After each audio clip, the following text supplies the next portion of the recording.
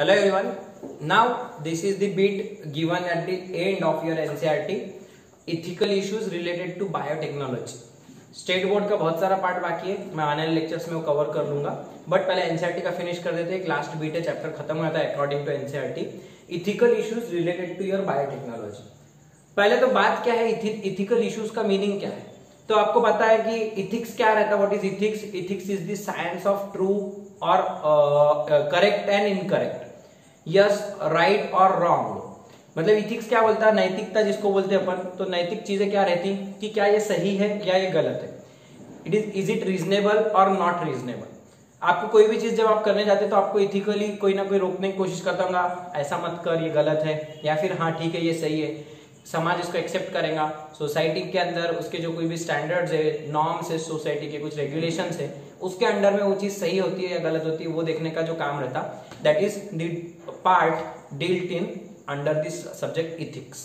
Okay, बहुत vast रहता, बहुत कम लोग रहते हैं ऐसे अपने आसपास जो इथिकली करेक्ट रहते हैं।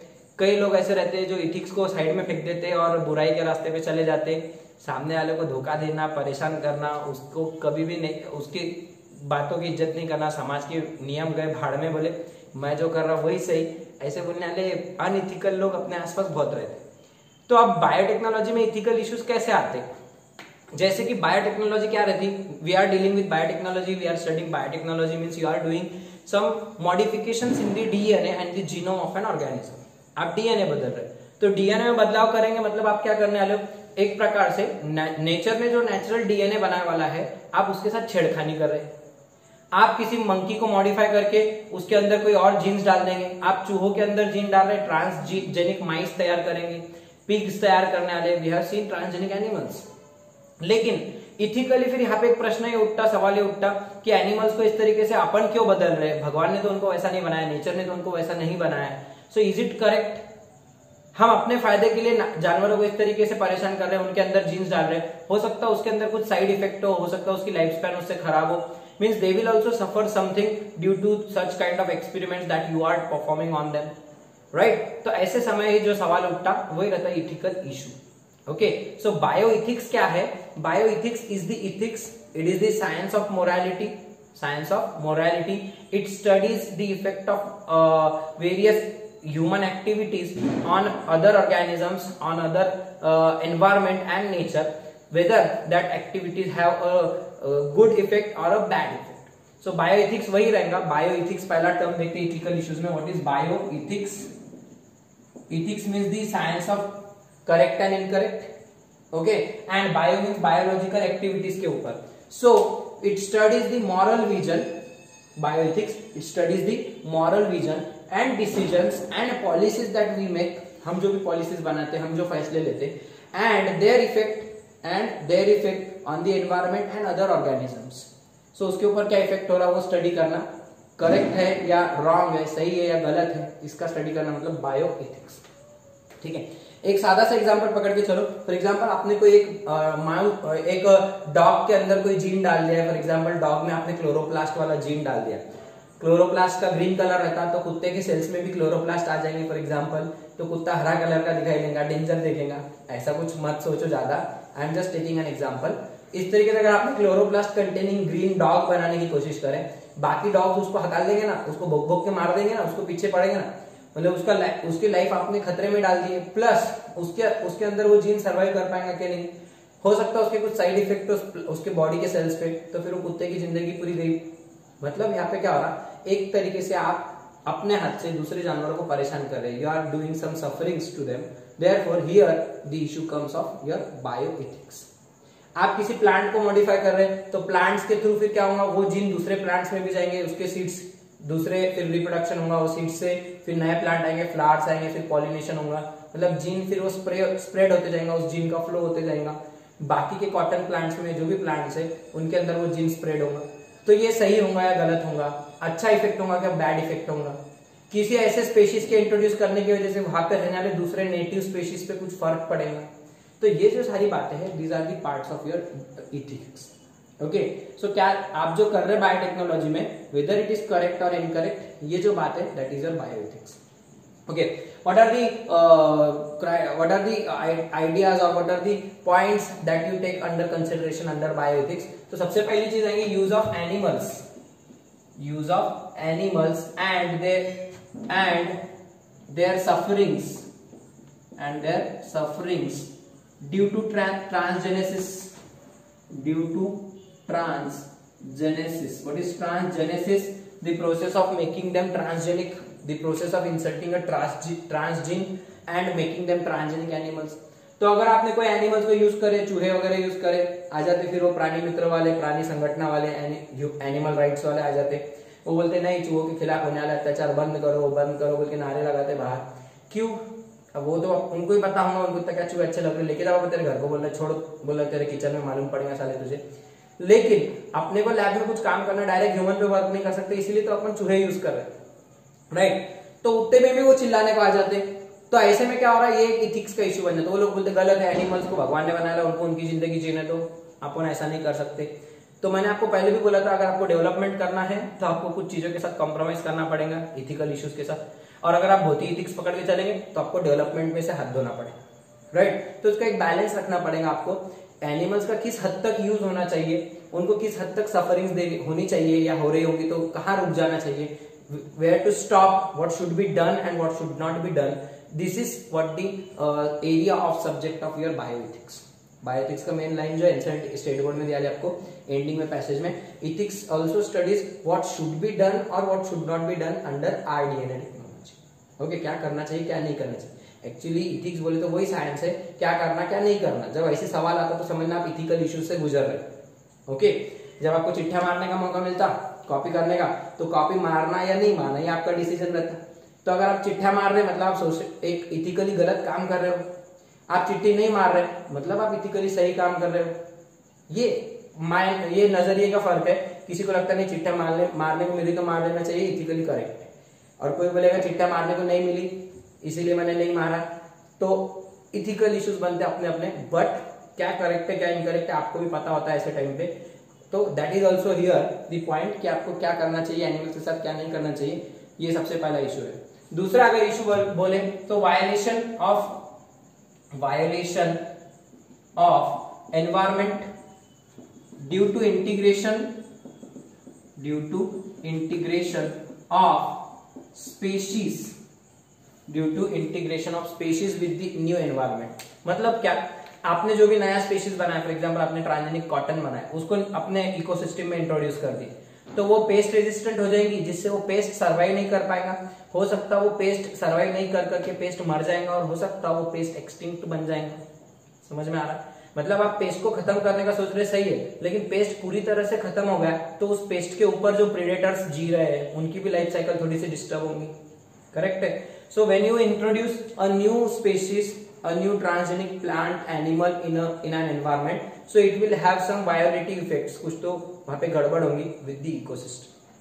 ओके, इसी तरीके से ट्रांसफर ऑफ ह्यूमन जीन्स अगर आप कर रहे, transfer of human genes to animals and animal genes to human, मतलब वाइस वर्सा कंडीशन। अपने जीन्स एनिमल में डाल रहे हैं, एनिमल्स की जीन अपने में डाल रहे हैं, तो ये भी तो एक प्रकार से फिर अजीबोगरीब ऑर्गेनिज्म तैयार होंगे उसके अंदर। फिर वो भी अपने आप में एक रॉन्गफुल एक्टिविटी हो सकती। और एक बात रहती इनडिस्क्रिमिनेट यूज ऑफ बायोटेक्नोलॉजी। मतलब क्या, आपको जीन अगर एडिट करना आ गया, डीएनए जीन्स इंसर्ट करना आ रहा है, तो आप इनडिस्क्रिमिनेट किसको भी देखेंगे नहीं, कोई भेदभाव नहीं करेंगे, उठ छुट किसके भी जीन्स उठा के डालेंगे। इससे पूरा नेचुरल जो जीन पूल है वो बिगड़ जाएगा। करेक्ट है? नेचर है जो एनिमल्स बना ले, ऑर्गेनिजम्स बना ले, कुछ नए प्रकार के एनिमल्स आसपास दिखना शुरू हो जाएंगे। सो अगर आप unlimited indiscriminate use of biotechnology करोगे, that kind of biotechnological advancements will also have some negative effects on your surrounding. Yes, native species, natural species, original species may get extinct due to increasing population of your new species. तो original वाला गायब हो जाएगा और ये hybrid बढ़ते जाएंगे, तो ये भी अपने आप में खतरे की घंटी रहेंगी। राइट? तब आपको यहाँ पे इथिक्स की बात सोचना पड़ेगी। इसी तरीके से जब आपने इंट्रोडक्शन ऑफ जीएमओ मतलब जेनेटिकली मॉडिफाइड ऑर्गेनिजम्स को भी अगर आपने इंट्रोड्यूस कर दिए, प्लांट्स को इंट्रोड्यूस कर दिए और उनका GMO and their effect on ecosystem, organisms, diversity and gene pool, इन चीजों पे आपके नए जो स्पीशीज आप इंट्रोड्यूस करने वाले प्लांट्स, एनिमल्स, उनके इन चीजों पे क्या असर होंगे? इकोसिस्टम का बैलेंस बिगड़ सकता, एट द सेम टाइम कई ऑर्गेनिजम्स अफेक्ट होंगे। अगर आपने इंसेक्ट रेजिस्टेंट प्लांट डाल दिए तो उससे वो इंसेक्ट की लाइफ साइकिल हार्म हो रही, दूसरे उसके ऊपर जीने वाले जो कोई भी उसके प्रेडेटर्स है, दूसरे कोई उसके अंदर फूड चेन में के जो दूसरे उस इंसेक्ट को खा के जीने वाले, वो इंसेक्ट नहीं रहेगा तो उनको भी खाने के वांदे हो जाएंगे और वो भी मर सकते, राइट। इस तरीके से बायोडाइवर्सिटी ओवरऑल अफेक्ट हो रही और आपका जो जीन पूल है वो भी लॉस हो रहा, मतलब ओरिजिनल जीन्स तो गायब हो जा रहे न्यू जीन्स के इंट्रोडक्शन की वजह से। सो इससे पूरा हार्डी-वेनबर्ग प्रिंसिपल भी चेंज हो जाएगा और कई सारे नॉन आपको जो नहीं लगने वाले ऐसे कुछ अनएक्सेप्टेबल न्यू ऐसे कुछ अजीबोगरीब वहां पे आपको चेंजेस इकोसिस्टम में दिखाई दे। सो ये सारी बातें हैं, इसके साथ भी और बातें ओवरऑल देखा जाए। So new genetically modified organisms के इंट्रोडक्शन से आपके जो भी इन्वायरमेंट है, नेचुरल जो एक्चुअल तुम्हारा वो ऑर्गेनिज्म की पॉपुलेशन है, कम्युनिटी है, what effects are produced with these new transgenic animals, with these transgenic plants on them. So that is the issues studied under your bioethics. Okay, so bioethics के बाद अगर ethical issue में number 2 पे देखें, सो bio patent की बात आती। What is bio patent? ये चीज समझने से पहले अपने को देखने का व्हाट इज अ पेटेंट। तो आपने बहुत आसपास सुने होंगे वर्ड की पेटेंटेड है ये चीज, पेटेंट मिल गया इसका, पेटेंट मिल गया उसका। कोई भी इन्वेंशन किए, किसने कोई नई मशीन बनाया, कोई प्रोसेस बनाया, गाड़ी बनाया, या कोई भी एक आदि कोई भी इन्वेंशन किया तो उसके लिए कोई ना कोई गवर्नमेंट उसको लाइसेंस देती। So that license given by government to for a particular invention and that license is given to the inventor, it is known as patent. Okay, तो अलग अलग पेटेंट्स रहते हैं। केमिकल्स के लिए पेटेंट मिलते हैं, फिजिकल प्रोसेसेस के लिए मिलते हैं, केमिकल वाले केमिस्ट्री के मिलते हैं। वैसे बायोलॉजिकल प्रोसेसेस के लिए जो पेटेंट्स दिए जाते हैं, that license given by government is known as bio patents. Okay, so patent किस चीज के लिए देते सबसे पहले?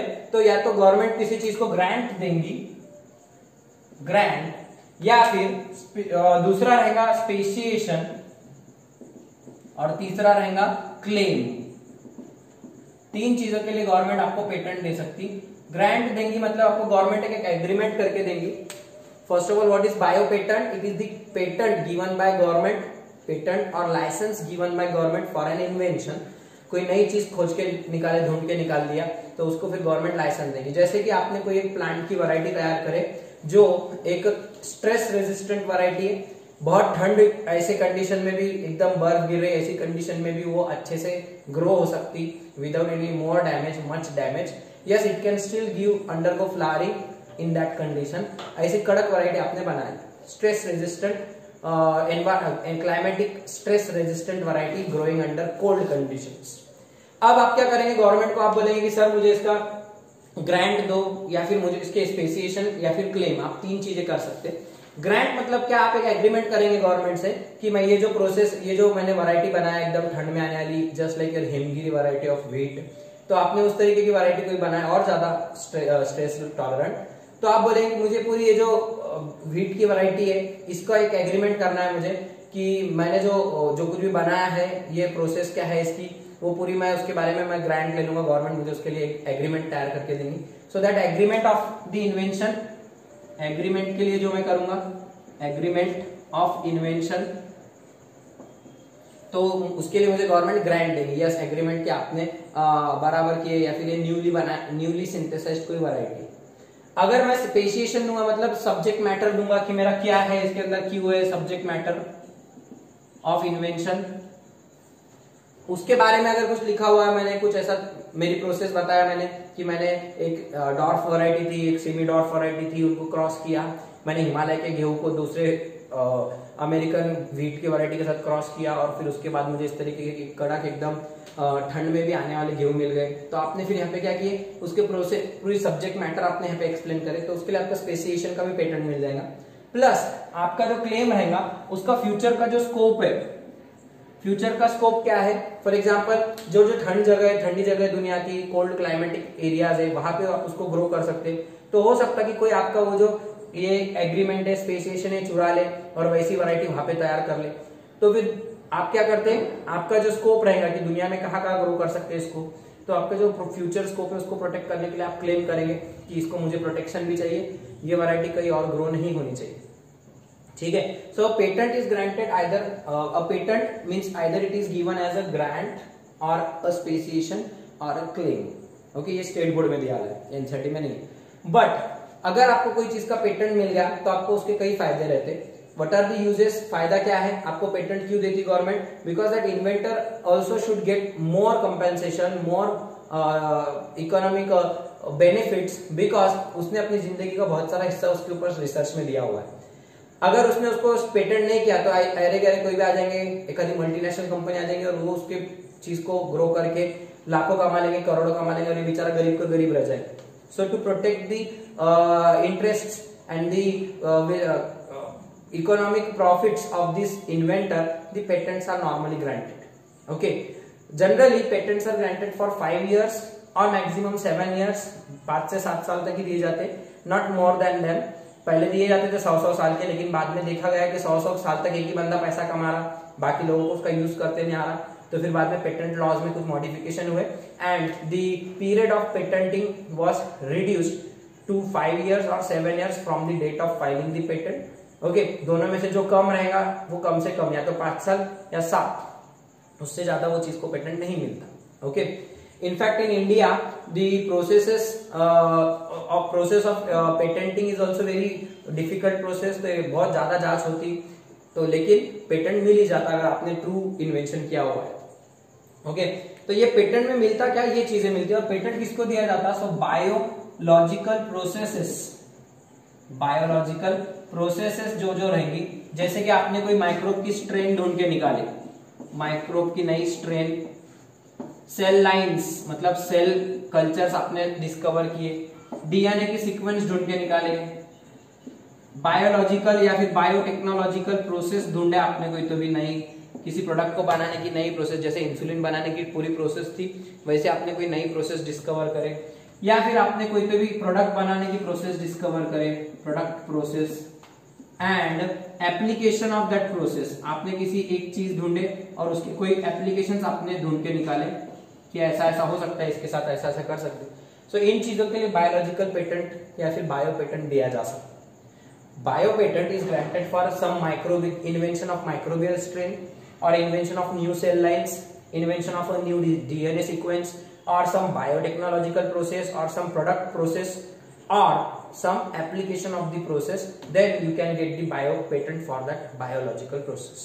Okay, in India only process patent is given, in India only process patent is given, product patent is not given, product patent is not given। India में क्या होता, सिर्फ ये वाला पेटेंट दिया जाता, Indian government grants only process patent. क्यों, आपने किस प्रोसेस से वो चीज तैयार कराई, चीज कोई भी तैयार करो, फॉर एग्जांपल एक बंदे ने लड्डू बनाया, दूसरे बंदे ने कोई लड्डू बनाया लड्डू खाने के, ओके, सो वो लड्डू बनाने की प्रोसेस जो तुम्हारी अलग रहेंगी, किसी और की अलग रहेंगी। बालाजी में मिलने वाले लड्डू का टेस्ट अलग रहता, ओके, वैसा ही टेस्ट साईं बाबा क्या मिलने वाले लड्डू का रहेगा शिरडी में, तो वो जो लड्डू बनाने की प्रोसेस है उसको पेटेंट मिलेगा। फाइनल प्रोडक्ट लड्डू दो, दोनों कुछ भी हो, प्रोडक्ट को कभी पेटेंट नहीं देती इंडियन गवर्नमेंट, प्रोसेस अलग रहना बोलती। दवाई सेम बनाओ लगे तो बस थोड़ी सी उसमें दवाइयों में चेंजेस है, इसीलिए हमारे मार्केट में क्या होता, कई सारी एसिडिटी की कई सारी दवाइयां अवेलेबल है, सबका इफेक्ट सेम है, लेकिन वो जो दवाइयां बनाएंगे अलग अलग नाम से बिकती है अपने मार्केट में, एसिडिटी वाली गोलियां, राइट, उनके जो प्रोसेस है बनाने की वो हर कंपनी में थोड़ा सा चेंज रहता है, कुछ ना कुछ उसमें केमिकल कंपोजिशन थोड़ा अलग रहेगा, या process of making that drug is different. Therefore in India only process patent is granted, product patent is not granted. अगर प्रोडक्ट का पेटेंट दिए तो क्या होगा, प्रोडक्ट क्या बना रहे, एसिडिटी की गोली, तो वो एक प्रोडक्ट हो जाएगा, ठीक है, the tab for acidity, tablet for acidity. अब वो टैबलेट अगर वो प्रोडक्ट को तुमने पेटेंट दे दिया तो दूसरा कोई वो टैबलेट बना सकेगा क्या? नहीं, चाहे उसके पास अलग प्रोसेस क्यों ना हो।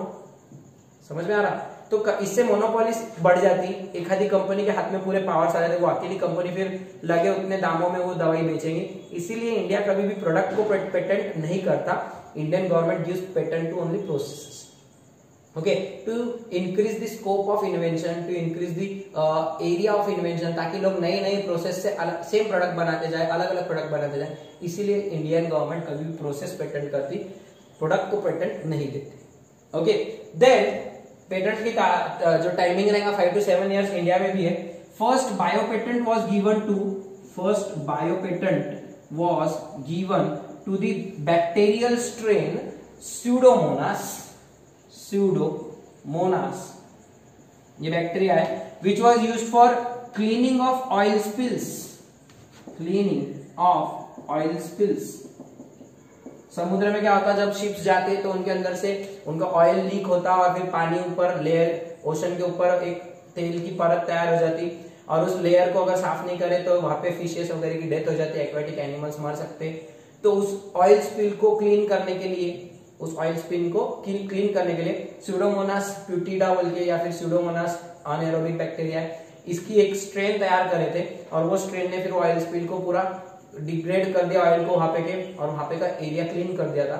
सो ये स्यूडोमोनास की जो स्ट्रेन थी, फर्स्ट स्ट्रेन, इसके लिए पहला पेटेंट दिया गया था, बायो पेटेंट। ओके, इसी तरीके से एक और पेटेंट दिया गया था, control of plant gene expression, ये नाम से, किस चीज के लिए? दो कंपनीज को मिला था, Delta and Pineland company along with US agricultural department, दो लोगों को दिए थे ये। Control of plant gene expression मतलब प्लांट प्रोटीन बनाने की process. Gene expression is the expression of gene से बनता आरएनए से बनता प्रोटीन। तो प्लांट के प्रोटीन्स का एक्सप्रेशन कंट्रोल करने के लिए एक जीन ढूंढ के निकाले थे इन दोनों ने मिलके, डेल्टा एंड पाइनलैंड कंपनी और यूएस एग्रीकल्चरल डिपार्टमेंट अमेरिका। बहुत चोर लोग हैं यहाँ के, वो लोग क्या करते हैं, बहुत सारी चीजें इधर उधर की दुनिया भर की कुछ हेरफेर करके उसको पेटेंट कर लेते अपने नाम पे। आगे बताने वाला एग्जांपल्स तुमको। और इन्होंने भाई ये काम अच्छा करे थे, ये ईमानदारी से करे वाला काम था। उन्होंने कैसा एक जीन ढूंढ के निकाले थे which can stop the synthesis of a protein, which can inhibit the synthesis of a protein. If that protein is not formed, the seeds fail to germinate. The seed will fail to germinate. So ऐसा वो जो gene expression control कर लिया उन्होंने, a protein which was not produced and therefore the seed were unable to germinate.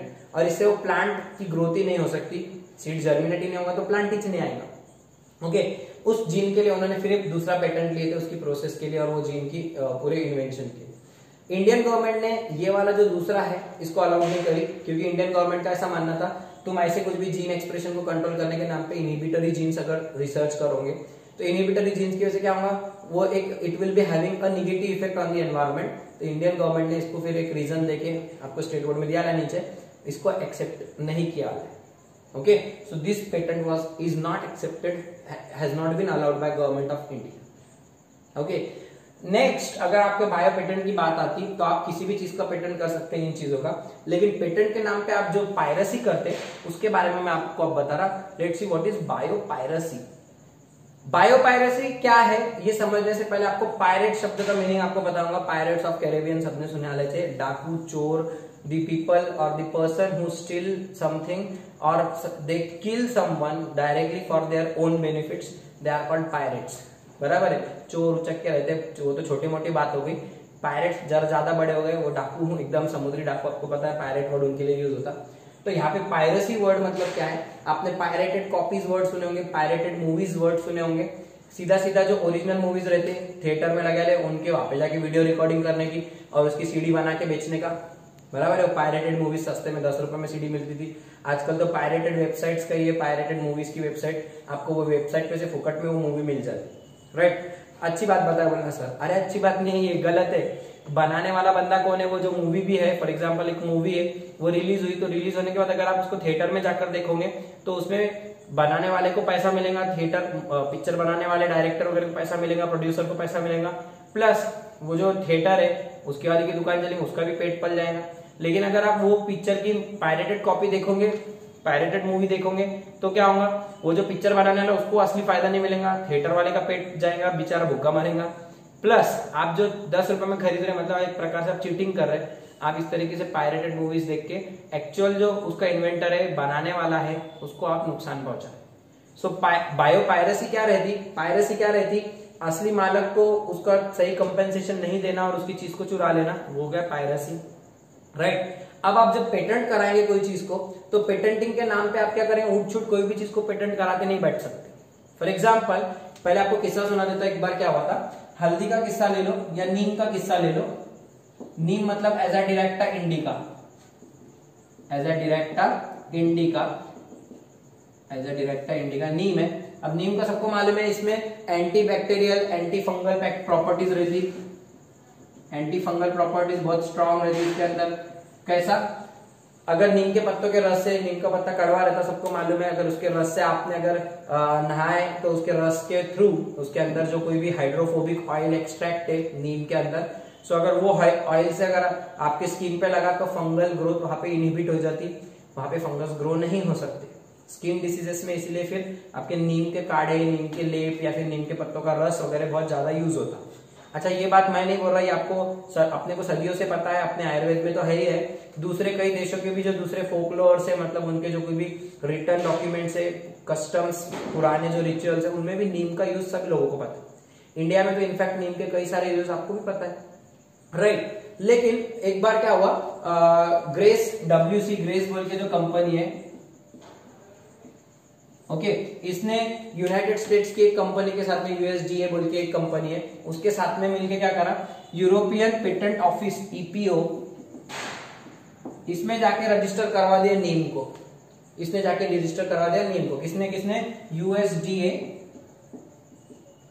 और दूसरा कौन, company कौन सी दूसरी, WC ग्रेस कंपनी। ये दोनों ने क्या बोले, नीम के हमने ऐसा कुछ तो भी पत्तों में से तेल निकाले, we have extracted an hydrophobic oil from neem, and if that hydrophobic oil, if it is applied to skin, if it is applied to the fungus, it will inhibit the growth of fungus. Means they have discovered the antifungal property of neem as such. जबकि अपने को ये बात अपने आयुर्वेद में लिखी है, इन्होंने कोई नवी डिस्कवरी करेगा नहीं, इन्होंने क्या किया, एक झूठा पेटेंट खुद के नाम पे रजिस्टर करवा दिया। इससे हुआ क्या, they got the rights over neem. अगर कोई बंदा दूसरा नीम को सेल करता, नीम के एंटी फंगल कोई एजेंट्स बेचता, नीम के एंटी फंगल कोई ड्रग बेचता, तो ये बंदा उसको कोर्ट में लेके जा सकता था। मतलब पेटेंट के नाम पे इसने कोई ऐसा ट्रेडिशनल नॉलेज को पेटेंट कर लिया जो ऑलरेडी गरीबों के लिए पेट का सहारा हो सकता है।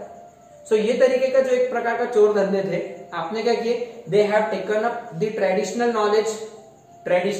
Knowledge of some medicinal plant and they have patented that knowledge.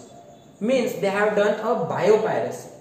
Whenever a biological entity is having some use, good use, and we are aware of its good use traditionally, in our rituals, in our customs, we are already aware of its good use from thousands of years.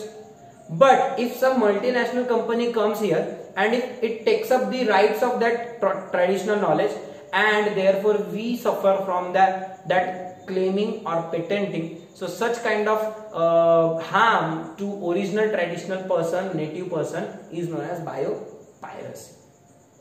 इसमें नुकसान होगा, सीधा सीधा अपने को compensation नहीं देते, अपने को चीज का प्रोडक्ट नहीं करने बनाने देते, सेलिंग नहीं करने देंगे, और आपकी जो प्रोसेसिंग रहेगी नीम वगैरह की, उसके यूजेस पे रेस्ट्रिक्शंस आ जाते हैं, लीगल रेस्ट्रिक्शंस आ जाते हैं। तो ये जो चोर धंधे, दिस इज कॉल्ड बायोपायरेसी। ऐसा ही हल्दी के साथ में हुआ था, ऐसा ही आपके बासमती का किस्सा आपको एनसीईआरटी में भी मिलेगा। बासमती राइस सभी खाते, सबको पता है क्या रहते। सो बासमती कोई आज नहीं उगाने की फसल है, हजारों सालों से इंडियन उगा रहे उसको, प्लस दुनिया के कई देशों में जहां जहां चावल की फसल ली जाती है, राइस की कई सारी, अकेले इंडिया में 2 लाख चावल की वैरायटीज है। कितनी वैरायटीज है इंडिया में, अकेले इंडिया में 2 लाख चावल की वैरायटी। रोज भी एक खाए ना तो खत्म नहीं होंगे चावल, रोज एक प्रकार का भी खाए तो इतने चावल है अपने इंडिया में, एक इतने प्रकार के चावल है, ओके। और उसमें से भी 27 डॉक्यूमेंटेड वैरायटीज है, 27 डॉक्यूमेंटेड वैरायटीज ऑफ बासमती, 27 कितनी है documented varieties of basmati. MCQ पूछ सकते हैं बासमती की कितनी वैरायटीज डॉक्यूमेंटेड है, 27 वैरायटीज। उनके डॉक्यूमेंटल, उनकी ग्रोथ होना, उनके size of seed grain, timing, सब चीजें डॉक्यूमेंटेड है। 27 वैरायटीज, अलग अलग प्रकार के 27 बासमती के चावल। ओके, बासमती के चावल की खास बात क्या रहती, it has a special aromatic smell. उसकी जो स्मेल रहती बहुत प्लीजेंट स्मेल रहती। बासमती चावल बने तो पूरे घर में स्मेल हो जाती। सो वो जो स्पेशल एरोमेटिक स्मेल रहती, so that has a unique smell, fragrance रहेंगी, and that is the quality of that basmati rice, वो उसकी पहचान भी रहेगी, राइट। आई फिर इसमें अमेरिकन कंपनी है राइस टेक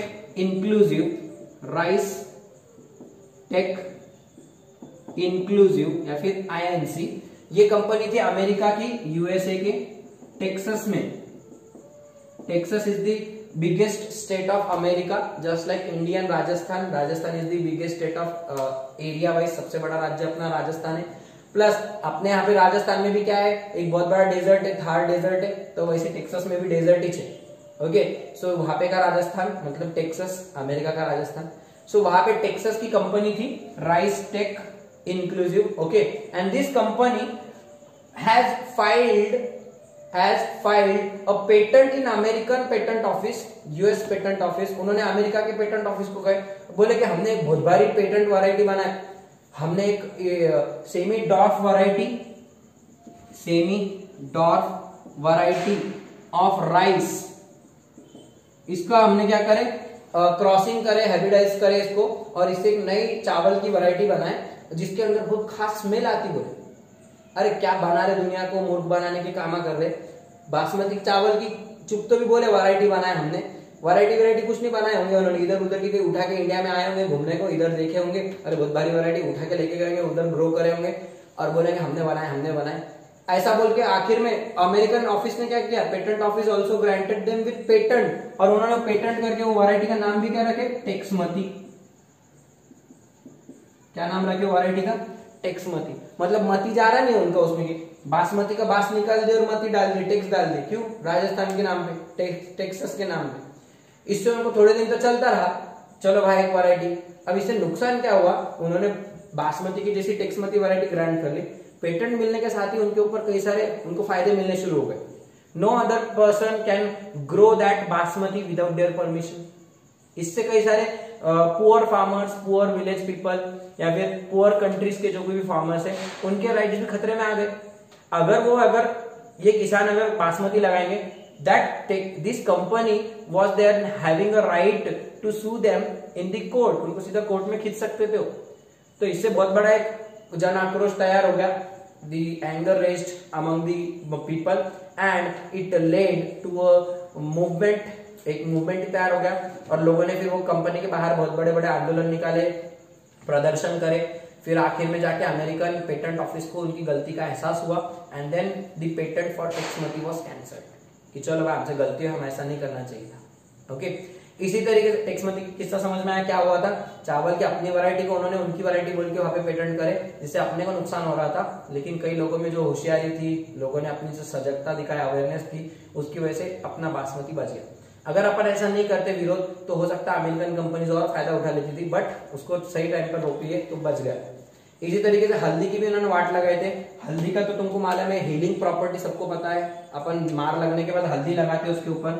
सो टर्मरिक, हल्दी को भी पेटेंट कर लिए थे।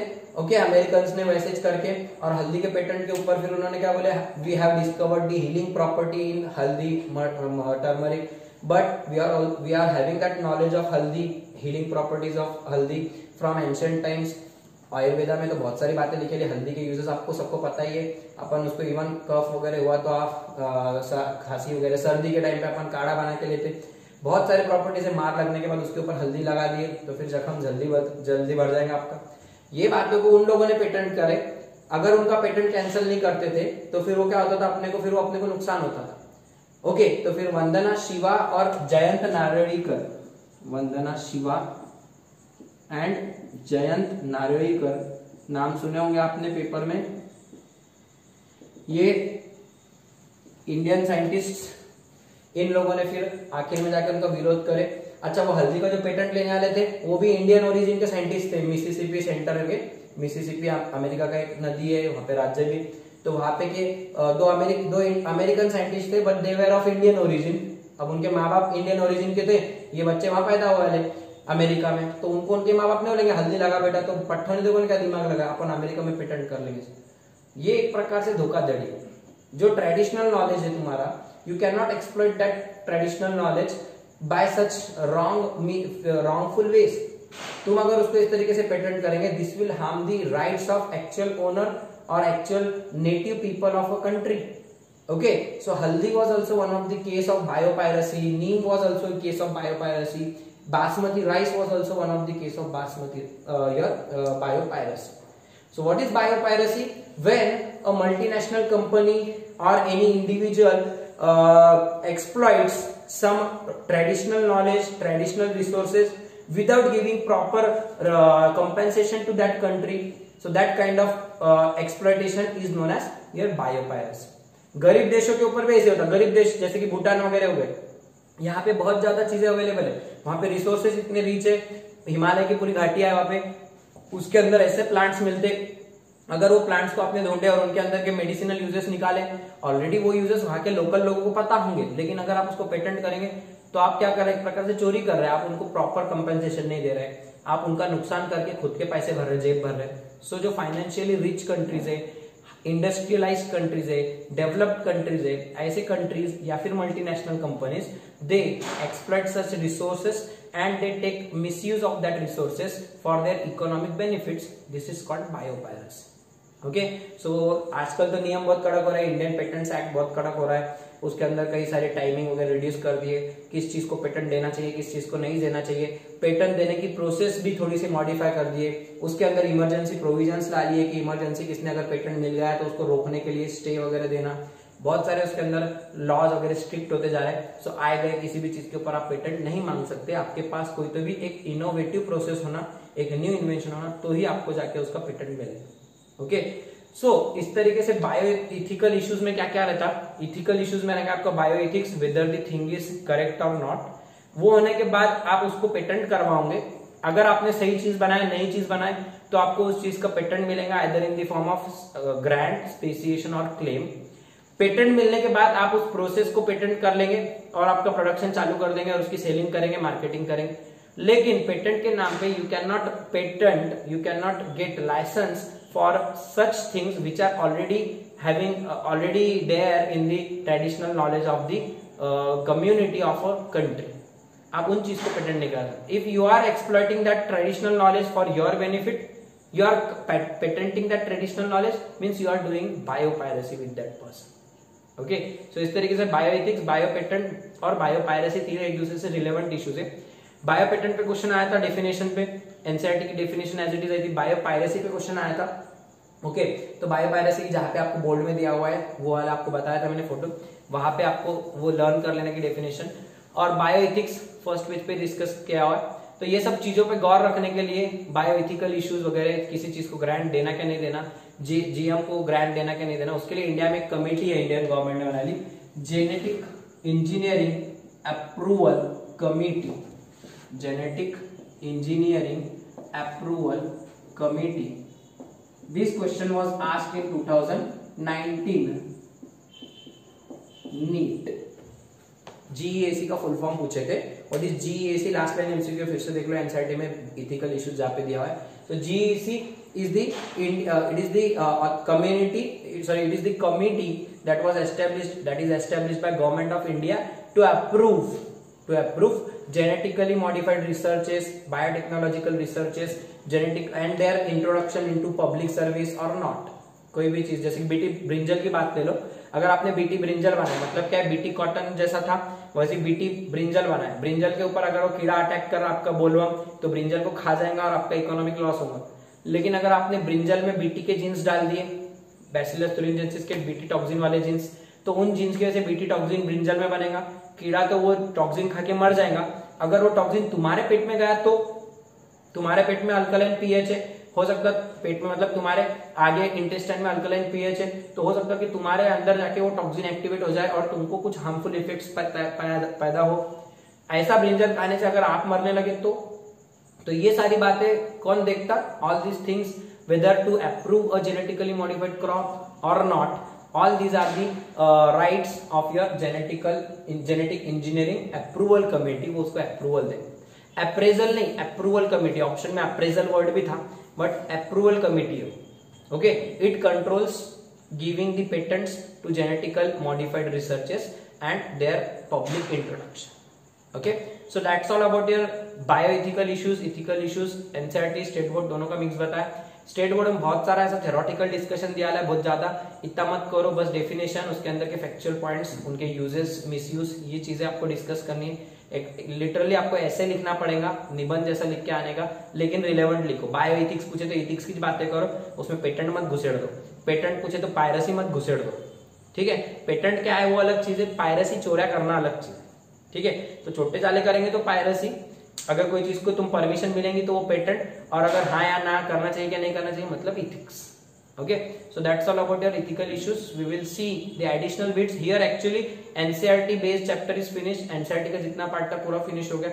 Now whatever is remaining means we will see that in our next lecture. That will be the part of your state board only. So we will see that additional bit, transgenic plants etc. in our next lecture.